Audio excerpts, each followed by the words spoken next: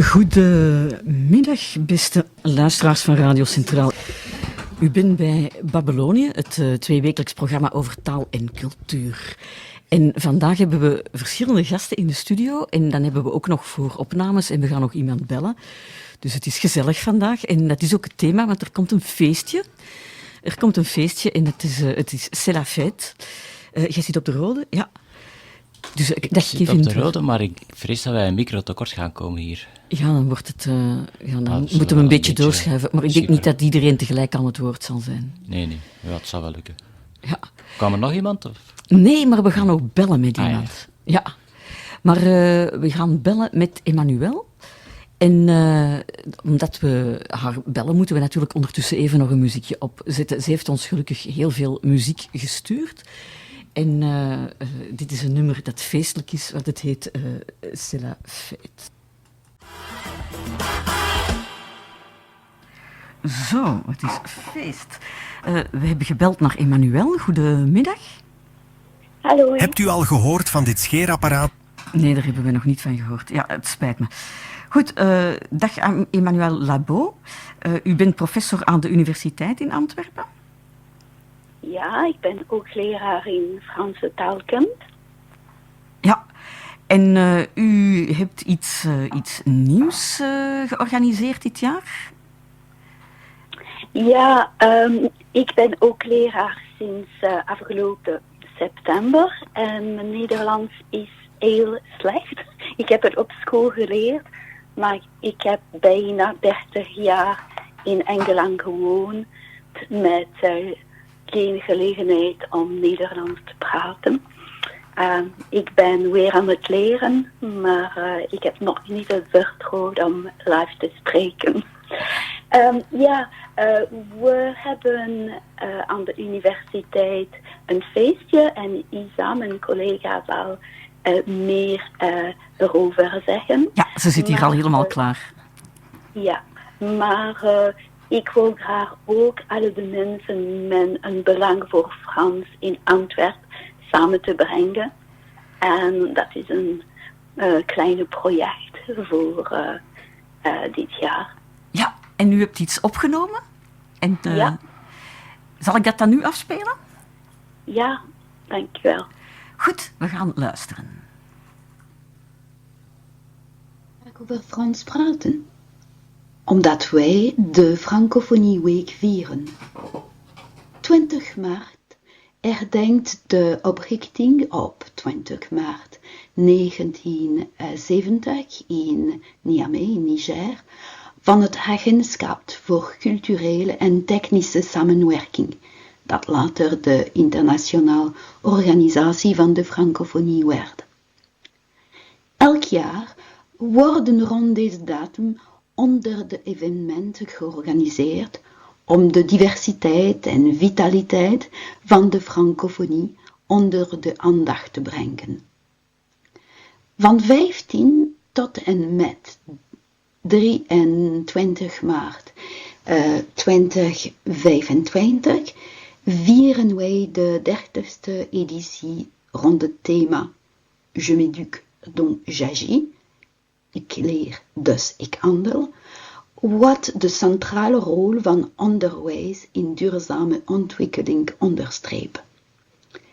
Dit thema is bijzonder relevant omdat de meerderheid van de Franstalig tegenwoordig in Afrika woont.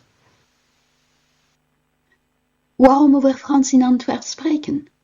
Wel, Antwerpen heeft een lange Frans traditie. Het Frans werd gesproken door de families van de Antwerpse hogere middenklasse.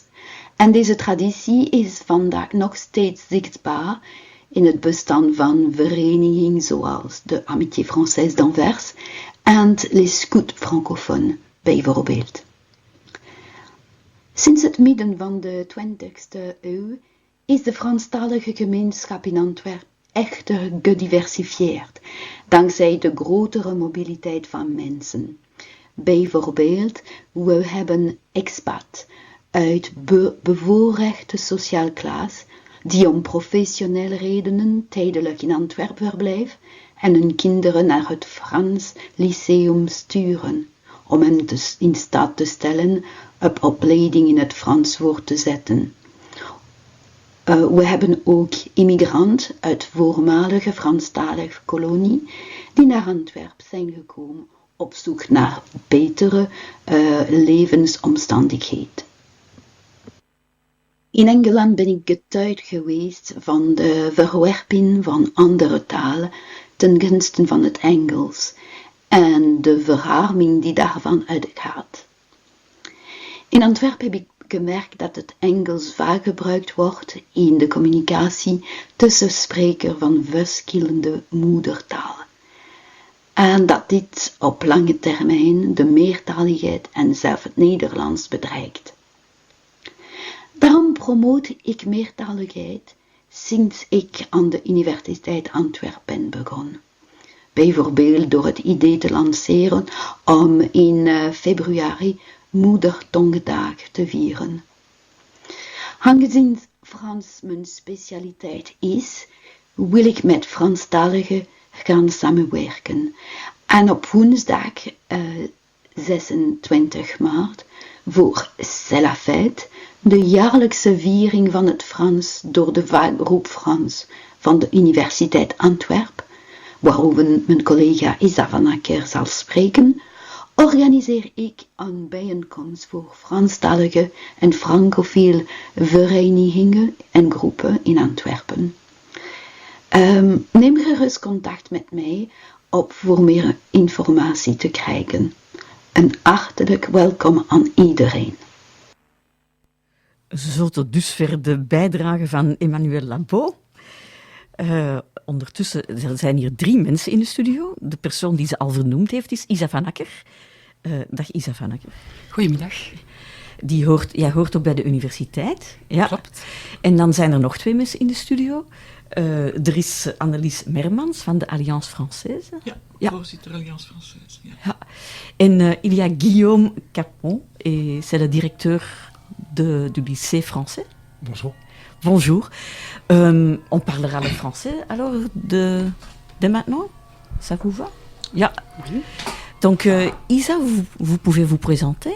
Oui, je m'appelle donc Isa van Akker et je suis depuis bien des années déjà, j'enseigne le français dans la filière langue et lettres à l'université d'Anvers et donc je suis moi-même surtout responsable des cours de français en tant que maîtrise de la langue. Avec à mes côtés des collègues en linguistique française et en littérature française parce que ces deux sont également une partie de notre formation. Mm-hmm. Et c'est vous qui avez initié cette fête?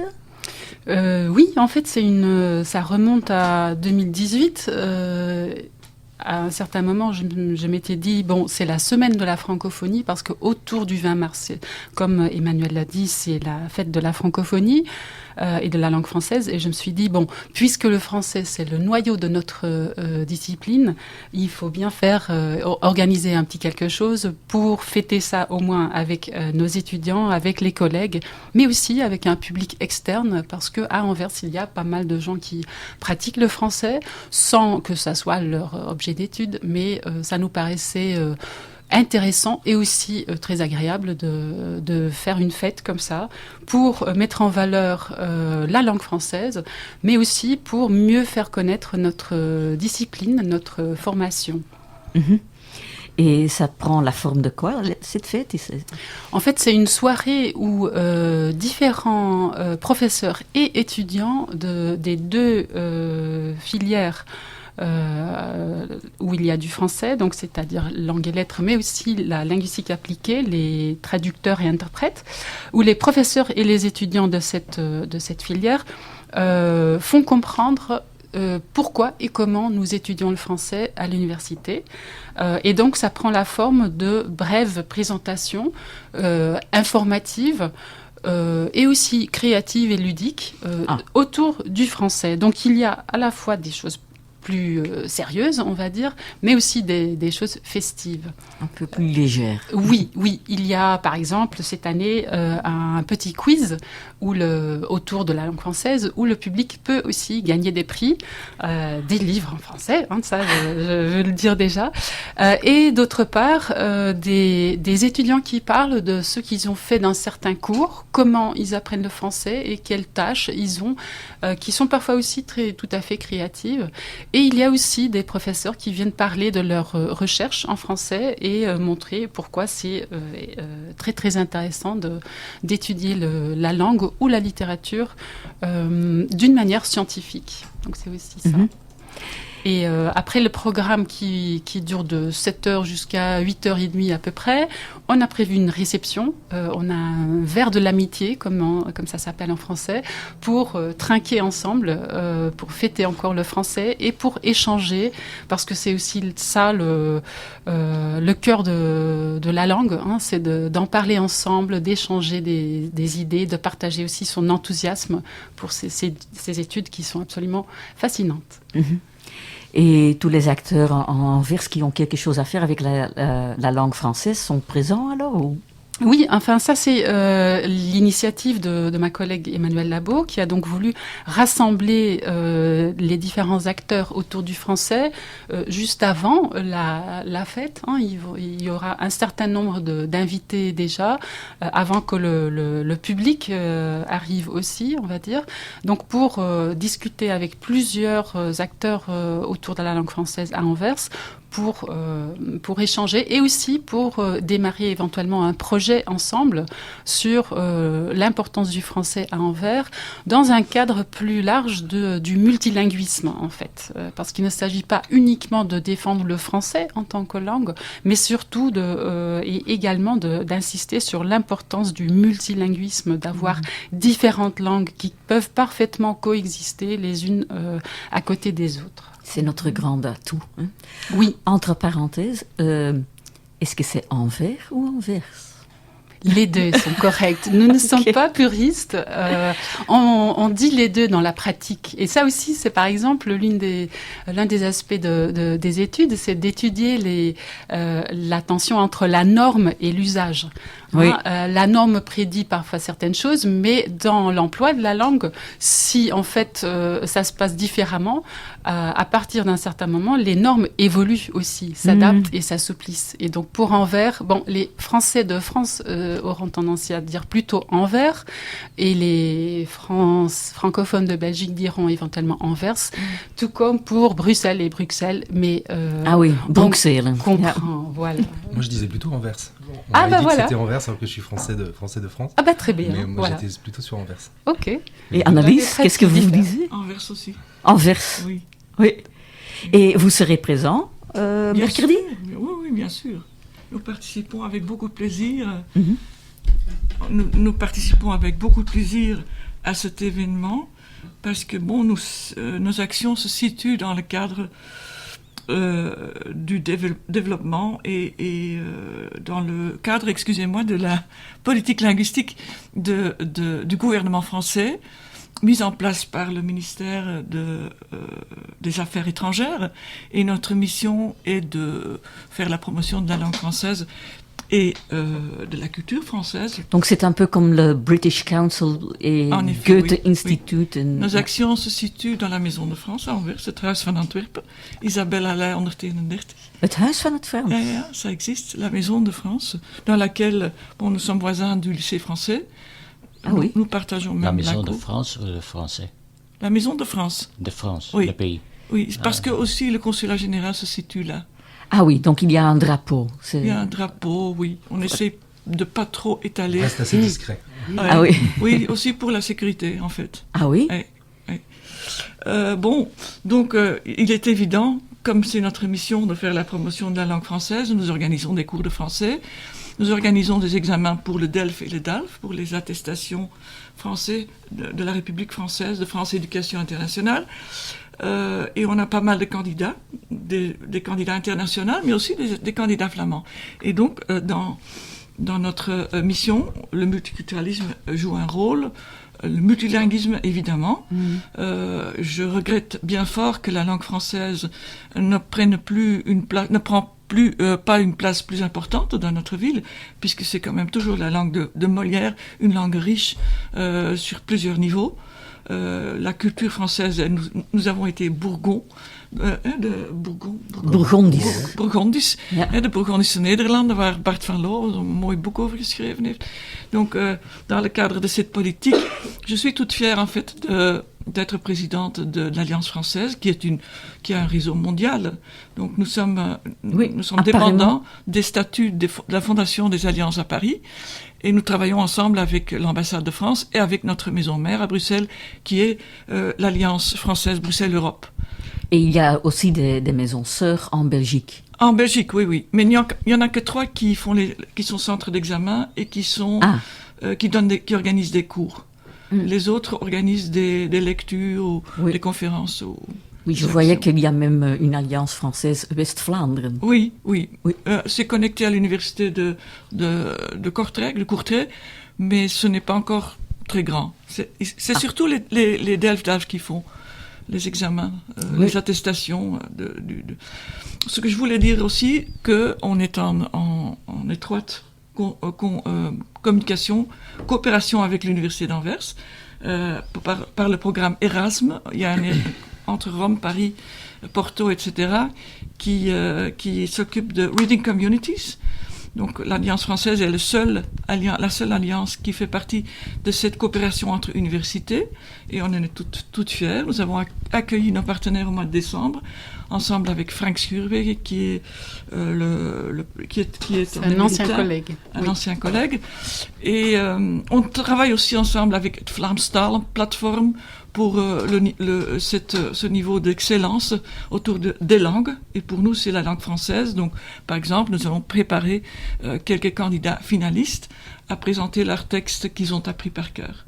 Donc, on a une mission quand même bien intéressante et bien complexe, je dois dire. Et voilà, je pense que... Et Guillaume, vous serez aussi présent mercredi soir? Oui, bien sûr. Oui. En tant que directeur du lycée français, c'est important d'être présent à cet événement. Le lycée français a une longue histoire à Anvers, parce qu'il a été fondé au début du XXe siècle. D'abord un lycée belge, puis un lycée ce qu'on appelle conventionné, c'est-à-dire avec une convention de collaboration avec le ministère des Affaires étrangères français et le ministère de l'Éducation nationale. Donc on enseigne les programmes de l'éducation nationale, et donc on enseigne ce que vous disiez tout à l'heure, en français et national de la France. De la France, oui. Tout à fait. Oui, voilà. Donc on enseigne en français et le français, donc c'est le français comme objet d'étude et le français comme langue d'apprentissage. Et on accueille des élèves de la toute petite section, donc l'équivalent de 2 ans et demi, jusqu'à la terminale, donc jusqu'à 18 ans, et le baccalauréat qui est le diplôme de fin d'études de l'enseignement français. Et vous êtes français? Et moi, je suis français, oui. Français. Et vous venez d'arriver, enfin? Voilà, j'arrive de Paris, je viens de Tours, donc dans la vallée de la Loire en France, et j'étais avant directeur d'une école à Paris, puis encore avant à Dubaï. Donc j'ai pris mes fonctions en septembre cette année. Et je découvre Anvers et la Belgique depuis septembre. Voilà. Et on a un lycée qui a un petit établissement très familial, mais qui est aussi très dynamique, qui a été repris par le groupe Odyssée, donc un opérateur de l'enseignement français, un jeune opérateur qui est dirigé par Monsieur Châtel, qui est un ancien ministre de l'Éducation nationale français. Et donc le lycée a été repris en 2022. Donc là, c'est la 3e rentrée avec Odyssée pour le moment. Et donc on continue le développement du lycée, et notamment, et ça rejoint ce que disaient mes camarades juste avant, le projet est aussi centré sur le multilinguisme, le français, mais aussi l'anglais et le néerlandais, puisqu'il est vraiment important à Anvers de parler ces 3 langues. Donc voilà, le programme est développé autour de ça.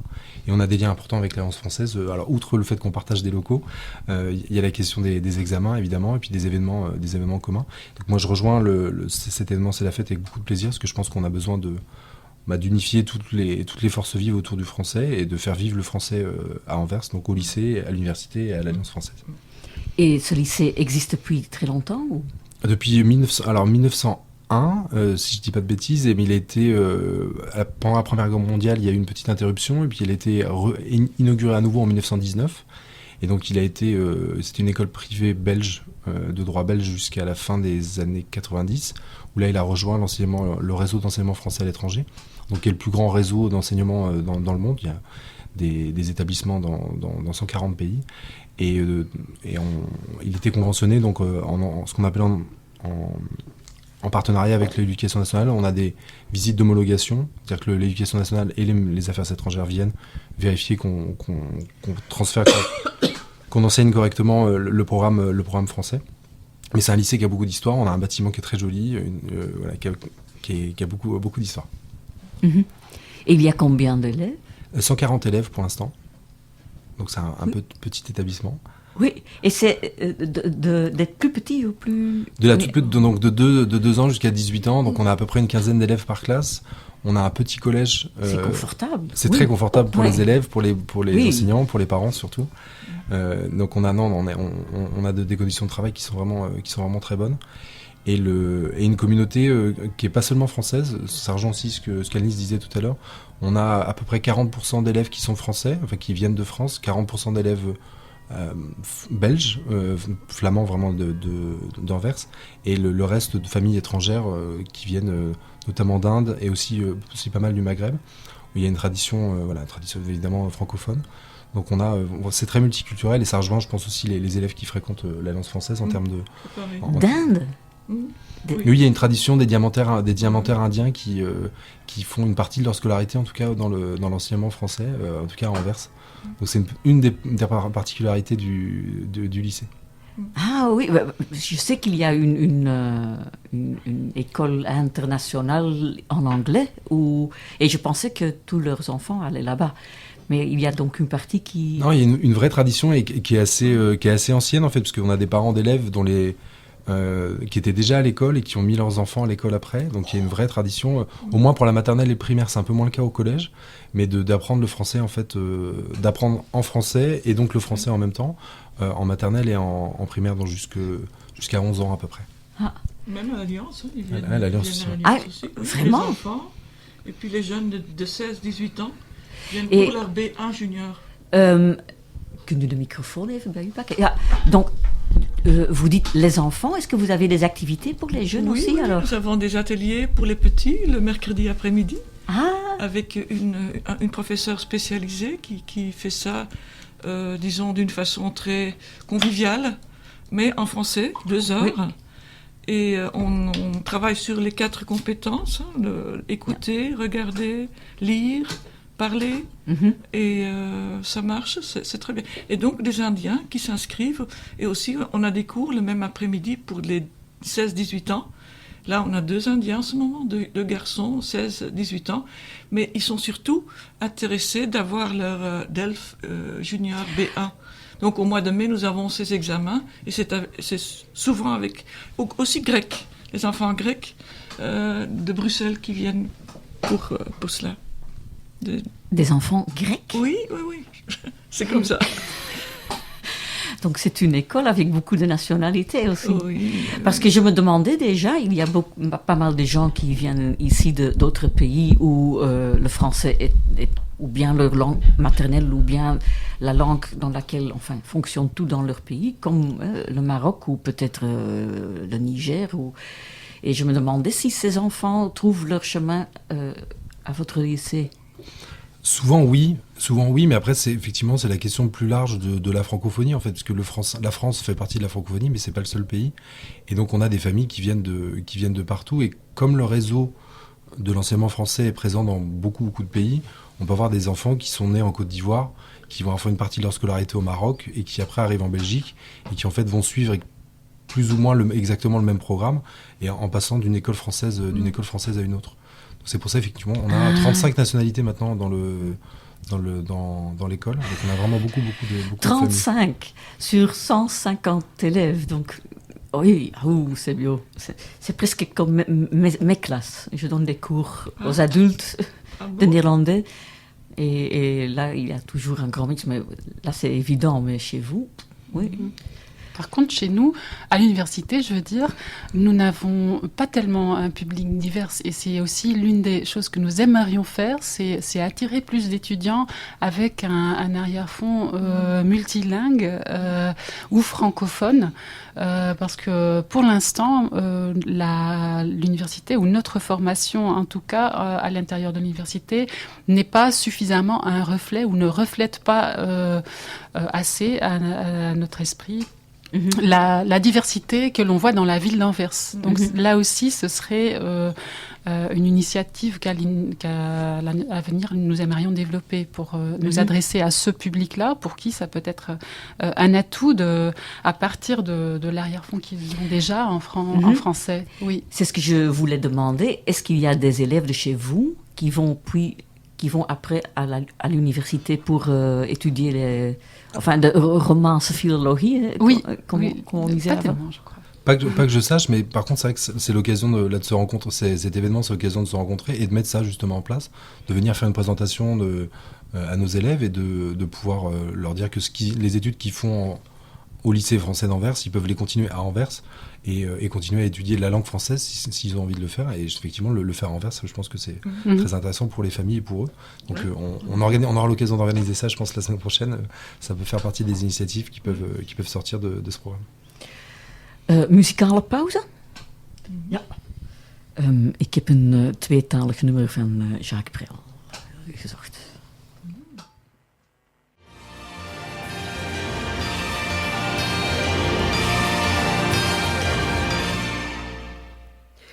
Zo, dat was onze Jacques. Ik stel voor dat we eerst... je propose qu'on écoute d'abord l'entretien que j'ai eu hier avec Guy van Dooselare des Amitiés françaises d'Anvers. Bonjour, Guy van Dooselare. Bonjour madame, je suis ravi de faire votre connaissance. Voilà. Vous êtes le président de Amitié française Antwerpen-Anvers. Et vous pouvez nous raconter ce que c'est? Voilà, je vais vous le raconter. Donc, les Amitiés françaises d'Anvers sont une association qui a été créée en 1945, donc après la dernière guerre mondiale, et qui a été créée donc par des Anversois dans le but de sauvegarder, et d'améliorer les relations entre la population anversoise et la France. Et donc, nous faisons depuis donc 80 ans, il y a 80 ans que les Amitiés françaises existent, et nous organisons chaque année un cycle de conférences qui commence au mois de septembre d'une année, qui se termine au mois d'avril de l'année suivante. Donc, il y a à peu près 9 conférences où nous faisons venir des conférenciers français, essentiellement français. Il y a parfois un belge, mais essentiellement français. Ce sont des gens du monde de la politique, ce sont du monde académique, des écrivains, beaucoup d'écrivains qui viennent évidemment, qui sont ravis de venir parce qu'ils font la promotion de leurs livres, qui sont alors mis en vente après la conférence. Non, sinon on a eu des ministres, des académiciens, je vous dis non. Donc voilà, et nous avons un programme qui est certainement intéressant. Nous avons actuellement une centaine de membres, ce qui n'est pas beaucoup, parce que je veux dire, il y a 10 ans, nous en avions à peu près 250. Mais vous le savez probablement, donc si vous voulez, la population francophone anversoise diminue et surtout vieillit très fort. Donc voilà, notre public qui vient à nos conférences est assez âgé, mais un public très cultivé qui est très intéressé par les conférences. Mais donc au fond, actuellement, notre but, ce n'est plus d'avoir ces liens privilégiés avec la population, entre la population anversoise et la France, mais plutôt de sauvegarder et de promouvoir la langue et la culture française à Anvers. Vous dites que cette population francophone diminue. Comment ça se fait? Est-ce qu'il y a des jeunes francophones qui se marient, par exemple, avec quelqu'un qui n'est pas francophone Ça arrive, bien sûr. Hein. Par exemple, oui. Moi, j'ai une fille qui a épousé un néerlandophone. Non, c'est certainement le cas. Mais aussi, les jeunes, on voit ça dans les clubs de sport, dans les mouvements de scoutisme et tout ça, les jeunes, entre eux, parlent de plus en plus le néerlandais et de moins en moins le français. Donc, et puis, je vais vous dire une chose. Par exemple, ma génération, lorsque nous sortions de l'université, la plupart de mes amis ont été travailler à Bruxelles parce que les Bruxellois à l'époque ne parlaient pas du tout le néerlandais. Et donc, nous étions parfaits bilingues. Et donc, ils étaient recherchés pour travailler dans des sociétés à Bruxelles parce qu'ils étaient parfaits bilingues, vous voyez. Bilingues ou trilingues, même quadrilingues, parce qu'on apprenait, à l'époque, on apprenait encore l'allemand aussi à l'école. Oui. Mais donc, il y a beaucoup de jeunes à cette époque-là qui ont quitté Anvers et qui ont été s'établir à Bruxelles. Nous étions une famille de 5 enfants chez mes parents. Eh bien, il y en a 4 des 5 qui sont partis comme ça à Bruxelles pour affaires, oui, oui, oui. Et ce qui reste, votre fille, par exemple. Et moi aussi, j'ai des amis. Lui, il est francophone. Ouais, ouais. Mais elle pas. Et Ouais. leur fille est parfaitement bilingue parce que lui, il parle toujours le français avec elle. Tout à fait. Non, Voilà. non. Mais de toute façon, je vais vous dire, notre fille, donc, qui a épousé donc un Anversois, mais néerlandophone, ils sont actuellement à Madrid. Donc, si vous voulez, lui, pour ses affaires, a été nommé d'abord au Brésil. Ils ont une fille qui est née au Brésil, puis ils ont été en Allemagne. Ils ont une fille et un fils qui sont nés en Allemagne.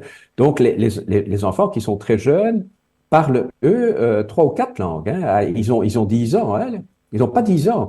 Mais donc, ils parlent le français, le flamand à la maison, et alors ils parlent l'allemand parce qu'ils ont les 2 filles aînées ont été à l'école en Allemagne, et maintenant ils parlent l'espagnol parce qu'ils sont à Madrid. Donc, au fond, vous voyez ça, les jeunes, ils apprennent une langue très facilement.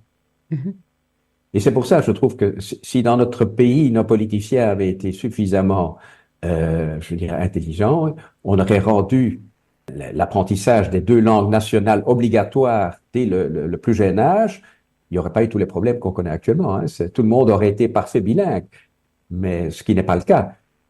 Oui, on dit toujours quand même, et je pense que c'est vrai, que pour nous, pour apprendre le français, c'est quelque chose d'utile parce qu'on peut faire avec le français beaucoup Ouais. partout dans le monde.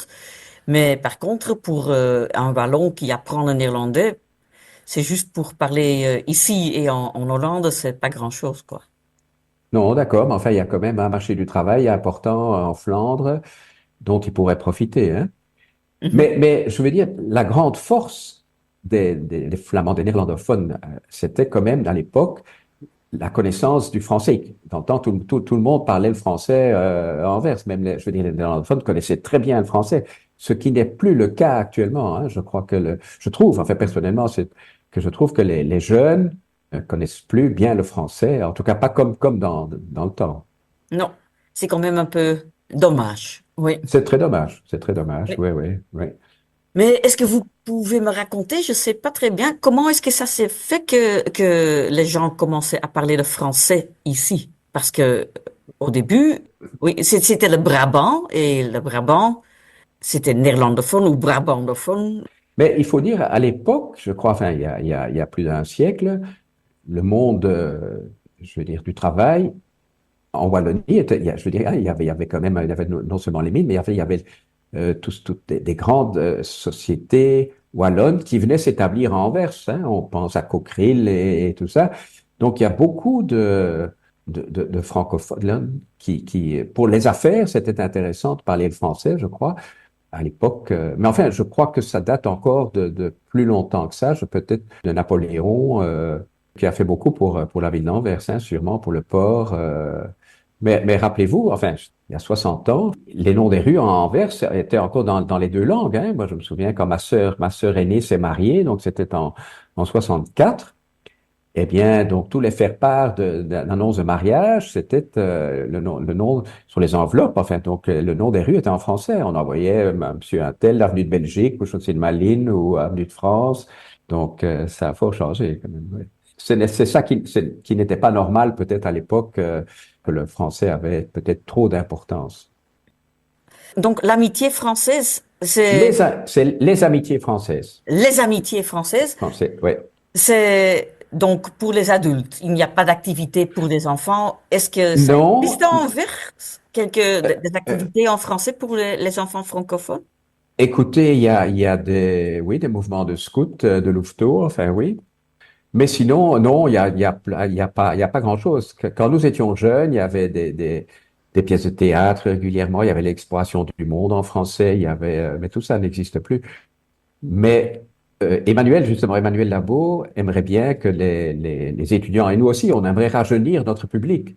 Donc, on aimerait bien que des étudiants viennent à nos conférences. Et au fond, c'est la raison pour laquelle, jusqu'à il y a quelques années, nous donnions nos conférences au Torrels Steidegem. Mais donc, à ce moment-là, il y avait Kathleen Geisels, qui est aussi professeure à l'Université d'Anvers, qui était membre de notre comité. Et elle nous disait, mais écoutez, les étudiants ne savent pas arriver jusque-là parce que les transports en commun ne sont pas bons et tout ça. Donc, c'est comme ça qu'on s'est rapproché, qu'on a voulu venir en ville. Donc, ça, c'était en 2023. Nous avons fait nos conférences à l'ancien Echt Antwerps Theater, mais qui est tombé en faillite. Et alors, nous avons eu la chance de trouver le Botanique et nous donnons nos conférences là, nos conférences sur le lundi soir, et que c'est un jour qui est assez calme. Donc, mais donc, ça nous a certainement attiré des nouveaux membres, mais pas les jeunes. On n'a toujours pas, non. Emmanuel Labo nous dit, mais écoutez, on a interrogé les étudiants aussi pour savoir pourquoi ils ne viennent pas à vos conférences. Ils aimeraient que la conférence se fasse plus tôt. En fait, nous donnons la conférence à 20 heures. Eux aimeraient que ce soit, mettons, 19h30 ou 19h même, et que ça se termine plus tôt. Mais donc, c'est quand même un sujet pour nous, enfin, de préoccupation, c'est d'attirer des jeunes. On aimerait beaucoup augmenter notre public et surtout attirer des jeunes. Ouais. Et d'ailleurs, voilà, nous travaillons avec, on a parlé là tout à l'heure de Guillaume Capon, donc qui est le directeur du lycée d'Anvers, et nous essayons aussi par son entremise de faire venir des étudiants du lycée français assister à nos conférences. Mais voilà, tout ça n'est pas si facile. Et alors, il y a sur notre site, nous avons créé une rubrique Les amis des amitiés. Toutes les associations justement qui ont des programmes ou des activités en français, ils peuvent faire de la publicité sur notre site pour leurs activités. C'est un service que nous rendons à nos membres qui, comme ça, font la connaissance d'activités qu'ils ne connaissent pas. Et d'un autre côté, ça rend service également aux autres associations qui également visent un public plutôt francophone. Et ce public a beaucoup changé aussi parce qu'il y a beaucoup de nouveaux arrivants qui ont le français comme langue maternelle. Écoutez, nous sommes ouverts à toutes les cultures et à toutes les populations, en tout cas. Donc, merci pour votre temps. Avec plaisir, madame. Et donc, on ne se verra pas mercredi, mais j'espère qu'on aura l'occasion de vous voir peut-être à une de nos conférences. Peut-être, oui. J'ai regardé le programme et ça a l'air d'être intéressant. Voilà, vous êtes la bienvenue. Zo, dat was dus het interview met Guy van Doosselaar, de voorzitter van Les Amitiés Françaises. Eventjes, ja, on va encore un peu parler avec les visiteurs dans notre programme.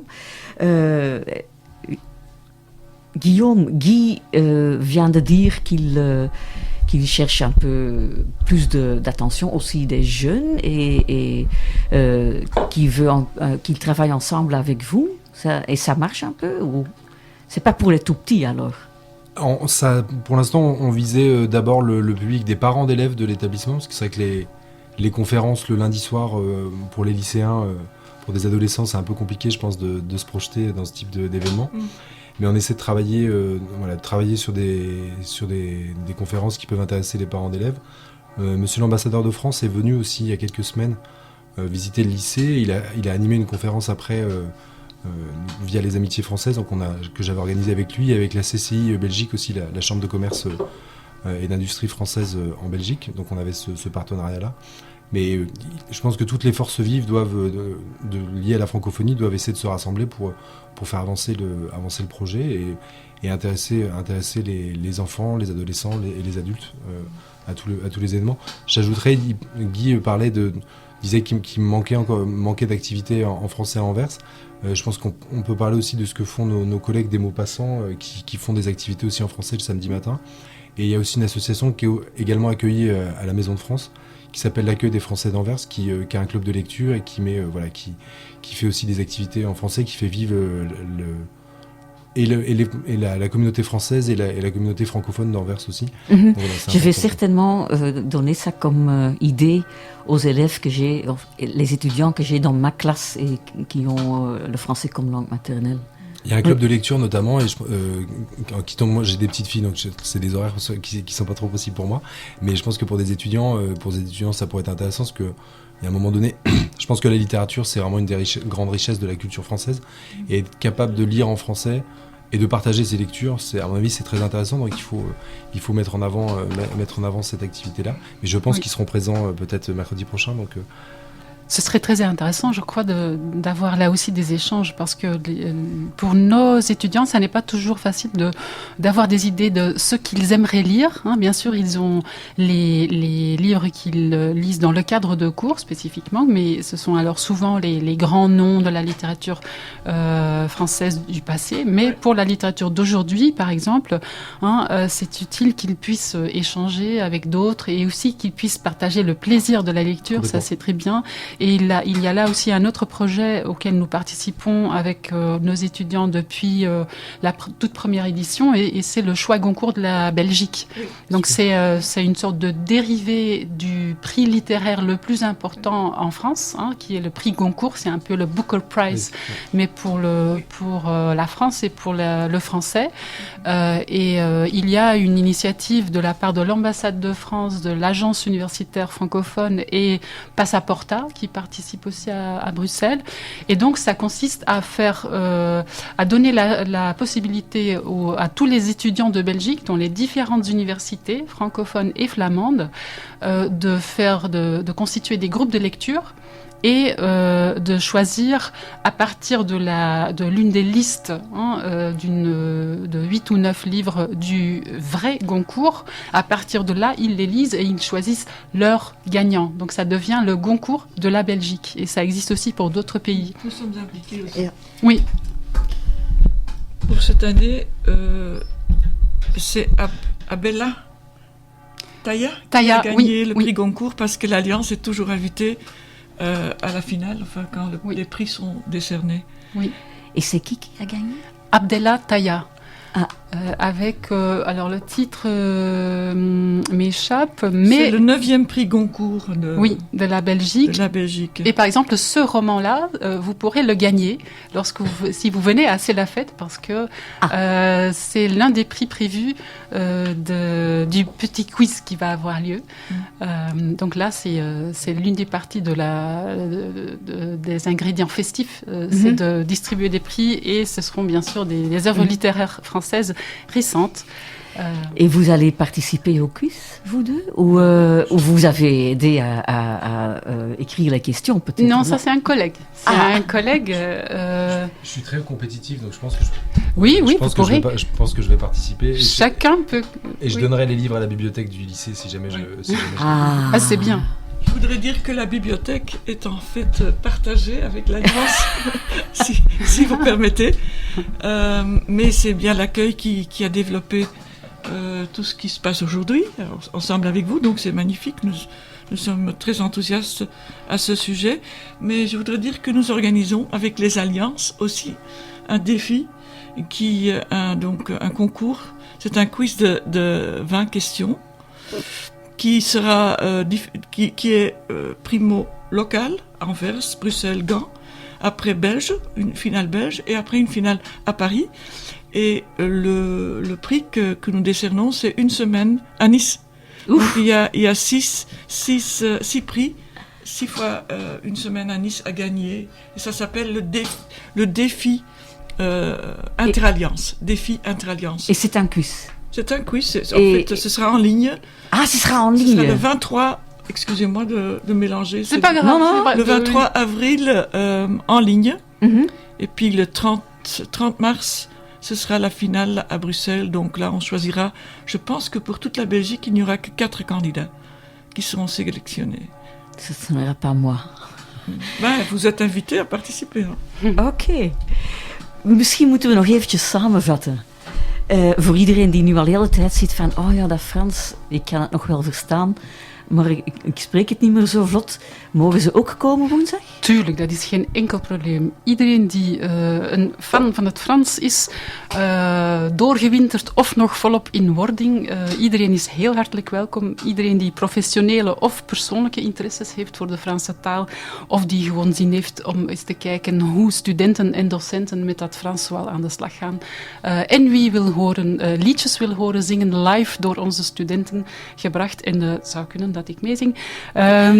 Wie dat wil zien, voordat we dat glaasje heffen op de viering van het Frans en van meertaligheid in Antwerpen, die is allemaal heel hartelijk welkom. Woensdag 26 maart om 7 uur in Aula R014 van de universiteit.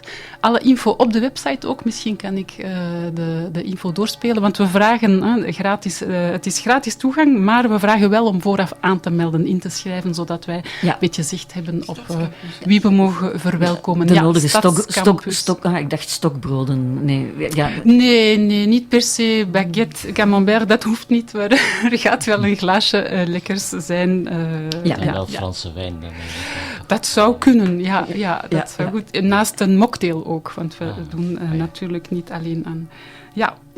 Kom dat zien, zou ik zeggen. En kom kennis maken, want het is fascinerend. En eventjes praktisch, welk deel van de universiteit is dat? Is dat in de Prinsstraat? Dat is de Stadscampus. Het gebouw op zich is in de Rode Straat. Ligt eigenlijk tussen de Rode Straat en andere straten. Ja. Maar op de website vind je een stadsplannetje. Het is niet moeilijk om te vinden. Het is een modern. Toen ik ben daar naar de universiteit gegaan, dus zo modern zal het niet meer zijn. Ik ook. Het is niet zo modern, maar het wordt wel regelmatig onderhouden. Met die kleine zeshoekige lokaaltjes ook. Ja, maar het is in een iets grotere aula, omdat we hopen veel mensen te bereiken. Ja.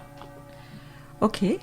Dan zijn we rond. Ik heb nog Emmanuel had mij een paar liedjes doorgestuurd. En eentje van Stromae, daar wil ik nog wel opzetten. Ja.